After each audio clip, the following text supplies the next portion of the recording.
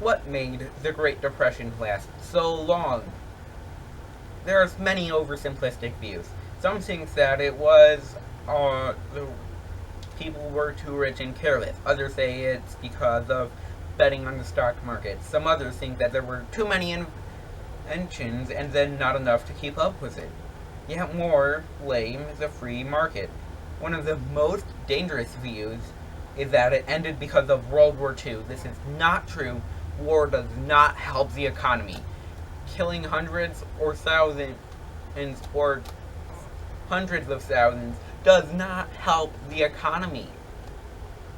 While we tend to view the New Deal as a policy that helped the economic disasters of the 1930s, there were many ways that government policies led to the prolonged nature of the Great Depression.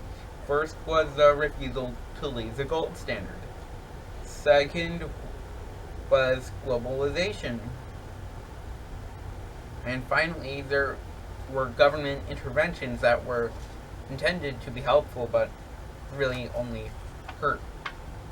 The government, first of all, the government didn't want to leave the gold standard. The gold standard is the idea that it's money certificates that can be traded for gold. Money has changed over time too. It started off as precious items to be traded. These changed to be stamped and weighed, then banks would store the gold and give certificates to say that you could take out X amount of gold. But they gave more certificates than they actually had gold, so the government issued certificates. But yeah, they gave more. The government gave more certificates than they actually had gold, so the government. No, wait. The government issued the money to keep there being from too much at once. Inflation devalued this debt, devalued the debt that America had, but deflation does the opposite. After World War I, France was very poor. The government decided to make the value of a franc a lot less, so it was very cheap for foreigners. Devaluing the franc led to a huge gold accumulation. This led to deflation throughout the world, but governments refused to acknowledge that the gold standard was part of the problem. According to John Maynard Keynes, who was on a committee working toward ending the Great Depression, he claimed he was willing to try almost anything, quote, anything except suspending the gold standard. That is too drastic to contemplate. Even if it, unquote, even if it was the right decision, those in charge refused to accept it. This led to America having high prices, but no money to pay it. Even though there was a monetary concentration, the government didn't do the only thing that could quickly and efficiently combat this. Only 4 years into Roosevelt's after Roosevelt's presidency, he finally left the gold standard. But other New Deal policies negated the activity of this. It was too little, and because of the other policies set in place, too late. Second, globalization and industrialization as an aftermath of World War I. After World War I, gold functioned as a global currency. France's aforementioned policies hurt everyone, but there was nothing that anyone could do about this. As the global economy re-emerged during the 1920s, no effort was made to stabilize the emerging markets. The Great Depression was partly caused by, quote, people and institutions were overwhelmed by a globalized world's pressures and consequences, and the institutions that handled economic integrations not only were burdened by crises, but became the channels through which long-standing political resentment flowed, unquote, according to John Eikenberry. And after World War I, there was a new global leader.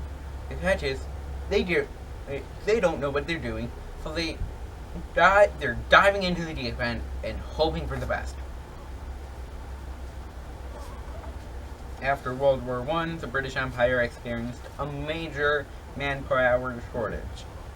Without their numbers, their empire begins to fall apart. Crumble like some cookies do. Not all cookies, some are very moist, some aren't, and crumble very well.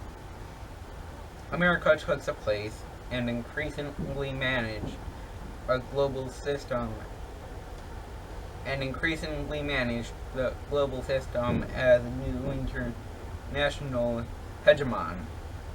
But they had very little experience with this. Without this knowledge that comes from experience, they had no idea what to do. The 19th and 20s, 30s, America had the power to manage the world economy, but little reason to do so. If they had taken action, they might not have taken so long to get out of this rut. And finally, government efforts to solve this only slowed down the recovery process. The New Deal was full of such policies. It especially hurt poor people, partially because of the uncertainty that came with it. There were insufficient private investments in 1935 to 1940. This somewhat was because of uncertainty among investors, and this was greatly caused by the New Deal. The New Deal was unpredictable too.